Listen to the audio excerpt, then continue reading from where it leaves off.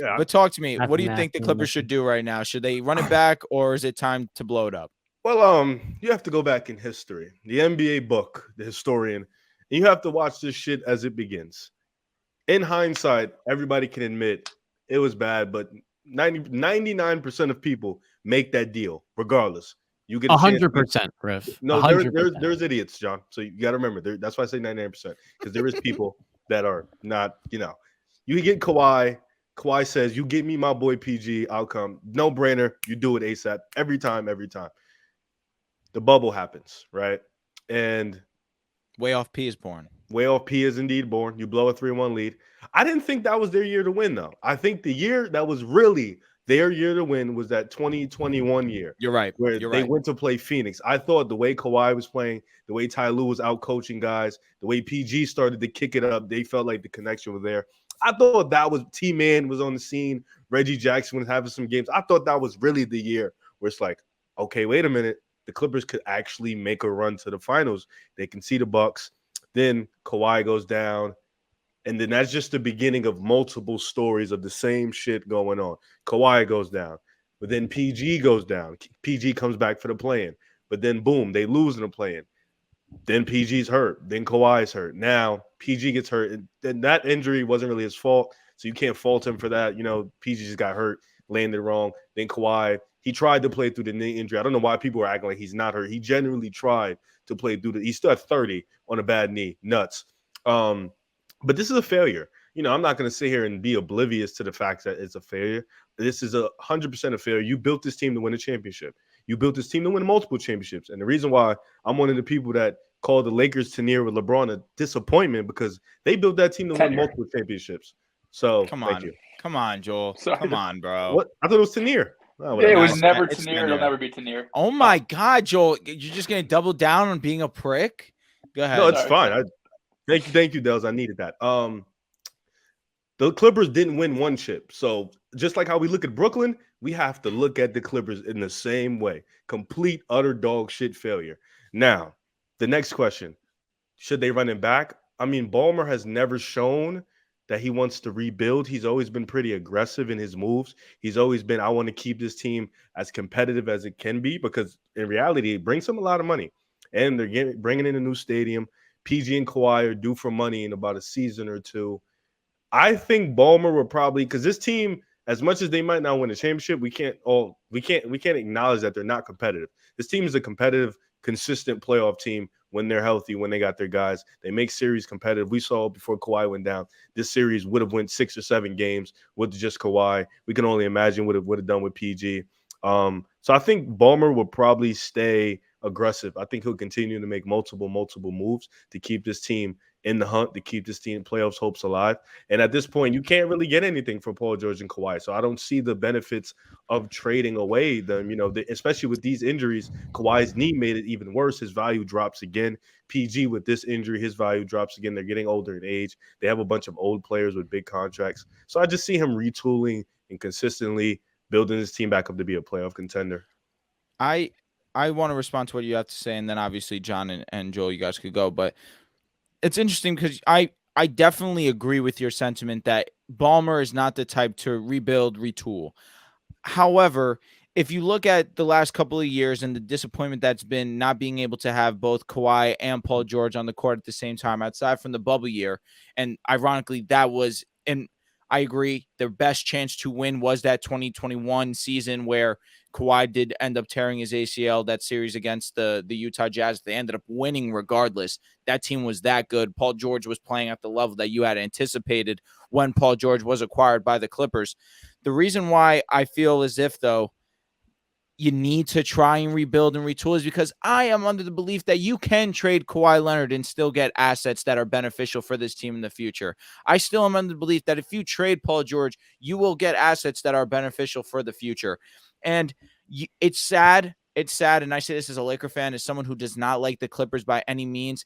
I can still openly admit that the hell of a team, and at full strength, they are a team that I do not want to mess with. That's the team in the Western Conference that I wanted to see the least because I understand how great they are and how bad of a matchup they are for a team like the Los Angeles Lakers. At full strength, they're – go ahead. But my only problem with that is where would Kawhi get traded to? See, I'm There not isn't gonna. nowhere he I can- under. There's There will also be a Minnesota team. for Cat. There will be a team that Who? wants What? Kawhi Who? Leonard. Minnesota for Cat. I'm screaming. All right, guys. Look, Kawhi and Paul George are not going to get traded. And the reason why is no matter what you get in return for them, it is not going to be worth the own draft picks you're giving up to the Oklahoma City Thunder the next 3 years. If you're going to fair. rebuild, you're going to have top 5, top 10 picks. And that's the situation the Rockets found themselves in where they're rebuilding now. And in 2021 and in 2024, they didn't have the first round picks. It was top 4 protected. But with the Clippers, those are unprotected. I think next season is a pick swap, and the Thunder by then will be a surefire playoff team. So that's the first part. And the second part of the equation is that, look, they're building this new arena, and they got to sell. And the reality is the high note in the Clippers franchise was 2021 when they made it to the conference finals, and there was a hope they could make it to the finals with Kawhi Leonard not even being on the floor. Look, I don't agree entirely with the roster construction this season, but they have young talent here. They have Ivica Zubac, Terrence Mann, Bones Highland, Russell Westbrook's playing his best playoff basketball since He'll his probably days come in back. Oklahoma City in the early 2010s, and even Norman Powell showing to be an absolute bucket off the bench. This Clippers team is a contender when those two guys are on the floor. And there is this aura in the NBA. You have to win a championship or it's a bust. And with the Clippers, look, it has been a failure because they haven't accomplished that. But the reality is there's no better alternative than this. And I look at teams like the Knicks 5 years ago, teams that had a star in Carmelo Anthony, moved on, and are just stuck in the middle of nowhere. Not even purgatory because they couldn't hit on draft picks, and they're like a 22-win team every season. What the Clippers are going through right now, winning 45 to 50 games each season, it's not too bad when you have a chance to win a championship if your two stars stay healthy. Kawhi's 32, Paul George is 31. I think among teams in the NBA, they have a great owner that's going to spend a lot of money, a very good head coach, and a quality roster is a solid spot at minimum to be in. And for this Clippers team, it's just, I'm kind of tired of the whole conversation, the dialogue around Kawhi and how he should retire because the guy's playing through injuries. Like, Yeah, that's nuts. They're in a really good spot, I think, compared to how much people talk about them in a negative manner. So, I'm just not with them, man. They're going to stick the course here. And I think by the time Kawhi and PG are old and no longer in the primes, that's when they'll have their first round picks. And then they can rebuild in 3 or 4 years. But until 2025, this team is going to look very similar to the way it does now. John, if Paul you're George is sick, older than Kawhi. He's 33. Paul George is 33. whatever. John, just if you're checked sick, if Basketball you're sick of the reference. You better dialogue, watch yourself, Riv, because I was just doing my due diligence before. No, I'm you say under this the homework. belief that Paul George is older than Kawhi. I could be wrong, but I'm a Paul George eater. You know what, Riv? I mixed the two up in my notes. Paul George is 32, and never in Kawhi doubt. is Bro, 31 years That's old. all crazy too on you. Thank you. See, that's all, John. I'm not trying to John. disrespect you, John. I'm not trying to Are we disrespect just you, going John. to gloss Help over me the out. John, fact if you're he said sick he's around a the Paul Clipper George hater? dialogue, Jesus Up until Christ. this summer, Paul George will be 32 years old. Then he's turning 33. Okay. So he's getting older. Okay. But his game You're will right. age There you go. rather well. No, his John, game if is you're fine. sick of the Clipper dialogue, aren't you also sick of the if Paul George and Kawhi stay healthy, X can happen? Because that's what I'm sick of at this point. I said at the beginning of this season, I remember we had OG on the show in November, whenever it was, and he said, I'm done. And I was like, OG, I'm not ready to get there yet. And a couple months later, I'm like, he was right. OG is right. You can't go into every single season, have the same two superstars. And I don't want to sit here and sound disrespectful because you never wish these guys to get hurt. But year after year after year, this team gets injured, and their two best players are two of the more injury-prone players in the league. And we're seeing it now to the nth degree where you have a chance to get past the Suns. They had a chance without even Paul George to get past the Suns. They're being competitive right now without Kawhi Leonard and Paul George. So now you're going to be going into next season hoping that they're going to be able to stay healthy. Newsflash, they're not. Like, I don't think there's anything wrong saying we're going into year 4, right? Next season, year 5, they've never been able to stay healthy. Regardless if it's round 1, before round 1, the Western Conference, whatever it is, they have not been able to stay healthy. So while I don't think you could go into a rebuild because you have this new arena that you spent billions of dollars on, you can't go into a rebuild and win 25 games. That's going to be just nasty work for that organization. Steve Ballmer is not going to do it. But I do think a retool is probably necessary. And to me, although Kawhi Leonard is the best player on this team, you're probably better off trading Kawhi and trying to get a different number one player. And it's hard to find that guy that could be that number one. But I don't think Cat, who's not a number one, but I think someone like a Cat, Jimmy Butler, they need a change of scenery for their best player because Paul George is going to come in. He's going to be your number two. But I don't think you could keep on relying on Kawhi Leonard to be your number one when he's consistently hurt and not able to perform in the playoffs. He is coming off a torn ACL, though. And that's where I like to give him some slack because before the torn ACL, which was an unlucky play where Joe Ingles tried to take a transition take foul on him, like he's a guy that hasn't missed time in the postseason, excluding 2018. So, yes, you're right. But it's always a matter of, is the grass greener on the other side? And like getting Karl Anthony Towns, another injury-prone player that literally has a ceiling in the playoffs, whereas Paul George and Kawhi don't have a ceiling, is an even worse and surely less desirable situation to be in. So look, to have two stars that want to be on your team, no matter what happens, is a huge, huge X factor that like, no matter what happens, these guys are going to opt into their deals. They're going to be here long term. And there's always that what if of one season, maybe they do stay healthy. And then the patience, the 5 or 6 years you waited, maybe does result in a second Western Conference Finals appearance. If you move them, I don't think you're going to get enough in return that's going to be worth trading them, given the upside you do have. Is it a jaded conversation where I have to go into the logistics of that? Yeah.